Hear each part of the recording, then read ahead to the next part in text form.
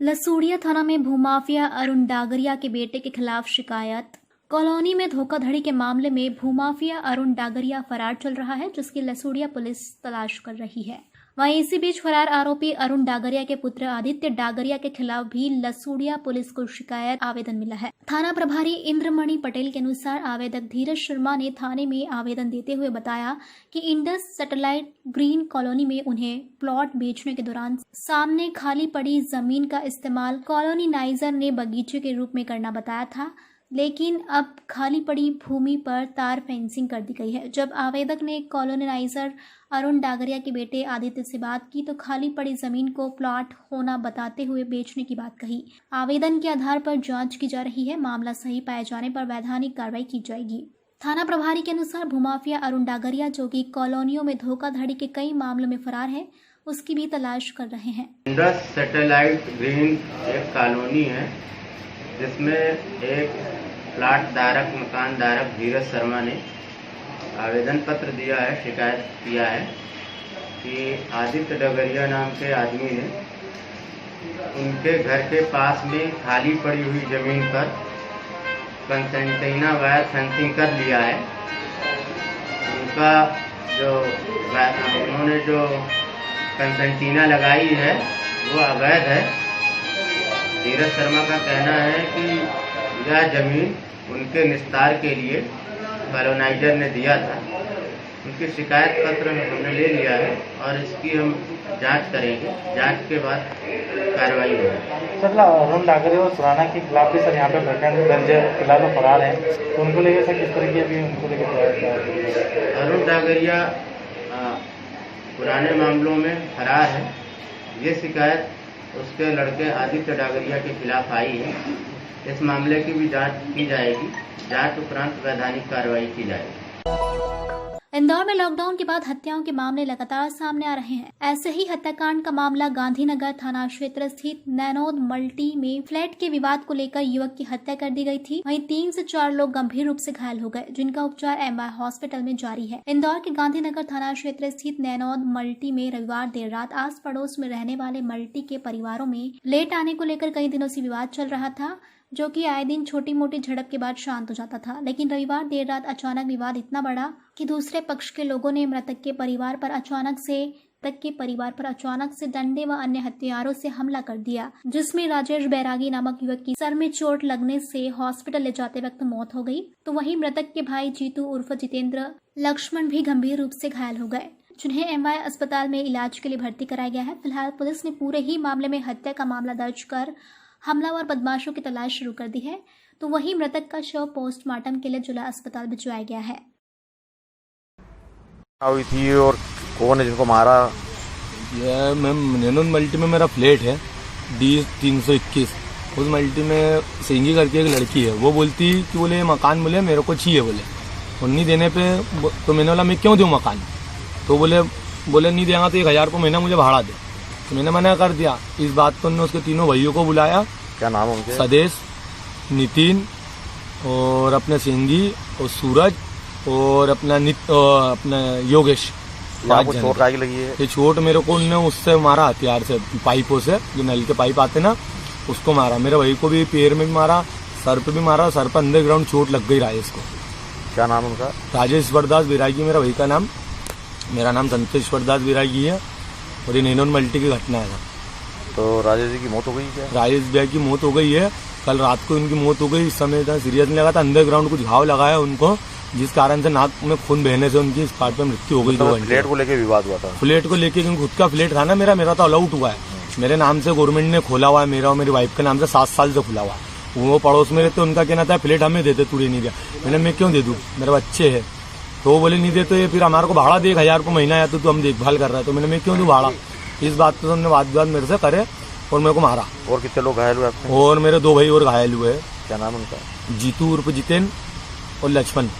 ये कहाँ अस्पताल में भर्ती है? ये अस्पताल में भर्ती है। अभी जीतू एमवाय हॉस्पिटल में सीरियस है। वहीं थाना प्रभारी इंद्रमणि पटेल के अनुसार चंपू अजमेरा के खिलाफ साल 2019 से 2020 के दौरान 10 मामले दर्ज किए गए, जिसको लेकर उसे गिरफ्तार किया गया है। पूछताछ में कई प्लॉटों के दस्तावेज जब्त किए हैं। इसके अलावा अजमेरा की मां के घर पर भी सर्चिंग की गई थी। इसके साथ ही निपानिया स्थित उसके गोडाउन से जमीन से जुड़े दस्तावेज जब्त किए गए हैं। 6 जुलाई तक चंपू रिमांड पर है। जरूरत पड़ने पर आगे भी रिमांड ली जाएगी। भूमाफिया चंपू अजमेरा के खिलाफ पुलिस को अन्य शिकायती आवेदन भी मिल रहे हैं, जिसकी जांच की जाएगी और सही पाए जाने पर अजमेरा के खिलाफ मामले दर्ज होंगे। चंपू अजमेरा के विरुद्ध थाना लसुड़िया में 10 मामले दर्ज हुए थे 19 और 20 में, 2019 और 20 में। उनमें वो फरार था, जिसकी गिरफ्तारी अभी 5 दिन पहले हुई थी। 10 मामले थे।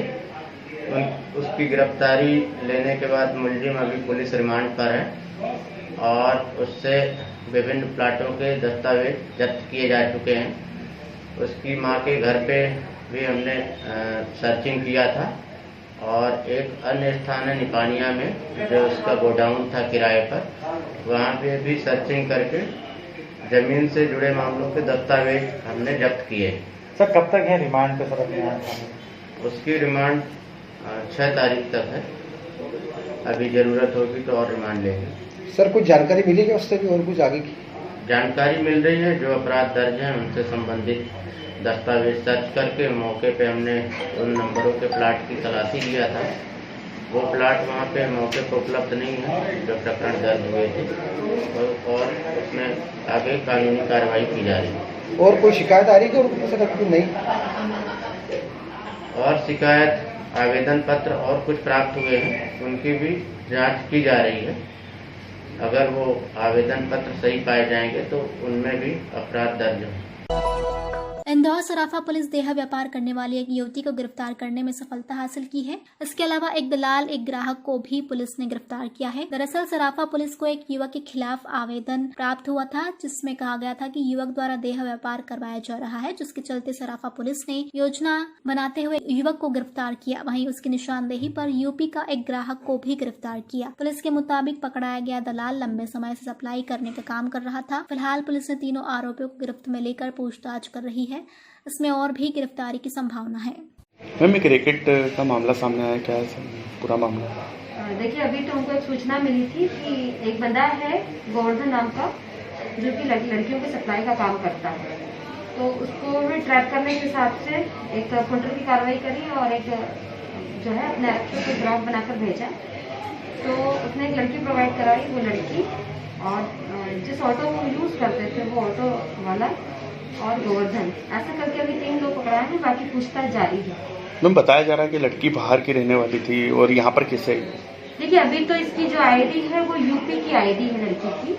अब ये जांच का विषय है कि ये लड़की यहाँ पर कैसे आई। मैम कैसे डील करते थे ये, मतलब कुछ जानकारी? ये लोग फोन पे जो है ना अपने ग्राहकों से फोन पर बात करते थे और ये अपने फोटो वगैरह प्रोवाइड करवा देते थे, जिसको जैसा रेट चलता था वैसा।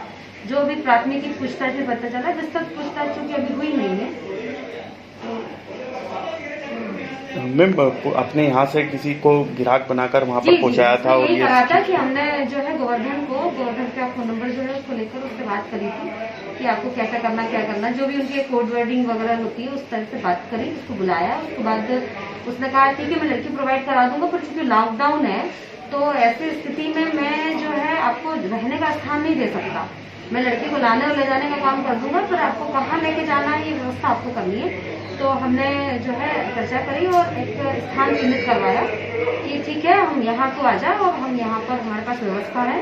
तो ऐसे करके उसको वहाँ बुलाया। कितने पैसे अटके थे आम लोगों से? अभी तक कुछ बात हुई है? अपनी जो अभी इस लड़की के बारे में डील करी थी तो उसने कहा था कि चूंकि अभी रेट हाई है तो 5,000 रुपए जो है मैं लूंगा आपको एक लड़की के बदले में, और एक ही ग्राहक चाहिए। बोले ऐसा ना हो कि आप लड़की ले जाओ और बाद में फिर एक आदमी लेके जाए और ज्यादा, मतलब इस तरह की बातें ये कर रहा था। मैम क्या लगता है ये गिरोह है या मतलब कहाँ से चल रहा था ये? सोचने का विषय है कि यूपी की लड़की है, लॉकडाउन है, अभी आप पब्लिक कन्वेंस चालू नहीं है, ऐसे में लड़की का यहाँ आना और इस तरह से पूरा ये होना, तो ऐसा लगता है कि कहीं कुछ और भी हो सकता है। जांच करते हैं। भौरकुआं थाना क्षेत्र में एक नवजात के शव मिलने से सनसनी फैल गई। मौके पर पहुंची पुलिस ने नवजात के शव का मर्ग कायम कर शव को पोस्टमार्टम के लिए एमवाय अस्पताल पहुंचाया है। दरअसल भौरकुआं पुलिस को सूचना मिली थी कि क्षेत्र के इंडस्ट्रियल एरिया में एक नवजात का रक्त रंजित शव पड़ा हुआ है मौके पर पहुंची पुलिस ने जब देखा तो बच्ची के सर पर गहरी चोट के निशान थे। संभवतः कुत्तों के नोचने से निशान आए होंगे। बहरहाल पुलिस ने शव को पोस्टमार्टम के लिए एमवाय अस्पताल पहुंचाया है और पुलिस इस बात की जांच कर रही है कि आसपास के किस अस्पताल में बच्ची का जन्म हुआ था। वहीं अब पुलिस बच्ची को फेंकने वालों की तलाश कर रही है। में इंडस्ट्रियल एरिया है, वहाँ पर एक भोलाराम कंपाउंड है। वहाँ पर कल जानकारी प्राप्त हुई कि एक नवजात शिशु पड़ा हुआ है और लग रहा जैसे उसका चेहरा वगैरह तो कुत्ते जानवर वगैरह उसको नोच लिया। फिर स्टाफ को भेजा गया तो ज्ञात हुआ कि वो एक नवजात बालिका थी। ऐसा लग रहा है कि जैसे कहीं हॉस्पिटल में पैदा हुई हो और उसके पैर में एक कागज की स्लिप रोल लगी चिपकी हुई थी जिसमें कुछ नाम इंग्लिश में लिखे हुए हैं। तो इसका पीएम कराया, पंचनामा कराया।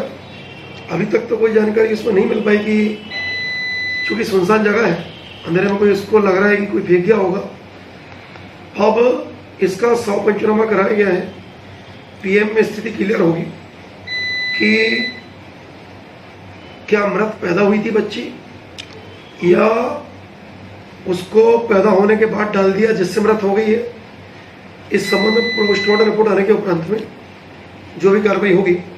और ऐसा लग रहा है कि उसके जो पेट में एक प्लास्टिक की जो प्लेसेंटा जो अलग करता है तो लगी हुई है। तो ऐसा लग रहा है कि ये कोई समझदार होना चाहिए या कोई हॉस्पिटल भी हो सकती है। इन संबंध में भी जो आसपास के हॉस्पिटल हैं उन्हें वेरीफाई करेंगे कि कोई एडमिट तो नहीं हुआ, कोई डिलीवरी तो नहीं हुई है।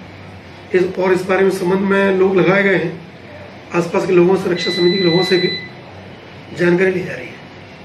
सर अगर कुछ होता है तो इस पे अगर किसी हॉस्पिटल के बारे में जानकारी लिखती है तो सर कुछ वैधानिक कार्रवाई होगी अपने तरफ से? हाँ, तो दोनों स्थिति में अगर मृत को भी फेंका है तो भी गलत है, आरक्षित फेंका, और अगर जीवित को फेंका है तो निश्चित रूप से अपराध है। सर बताया जा रहा है कि एक पर्ची भी मिली बच्ची के पास से और कुछ लिखा हुआ था, उसमें क्या लिखा हुआ? कुछ इंग्लिश में समझ नहीं आ रहा, इंग्लिश में कुछ नाम लिखा हुआ है। तो अभी विवेचना में इसको हम देखेंगे, शामिल करेंगे और इस संबंध में हम लोग आगे बढ़ रहे हैं। सर आसपास जब बच्ची मिली तो आसपास किसी से पूछताछ करी इस मामले में? लोगों से पूछताछ की, वहाँ पर जो एक चौकीदार रहता उससे बातचीत हुई लोगों से, लेकिन अभी लोग अनभिज्ञता जाहिर किए हैं क्योंकि ये चीज़ जनरली लोग ऐसा समय चुनते हैं कि जब लोग ना हो, सुनसान जगह थी। तो इसमें भी तो कोई साक्षी नहीं मिला है, लेकिन इसमें हम लोग तलाश कर रहे हैं और जो भी होगा वैधानिक कार्रवाई इसमें की जाए।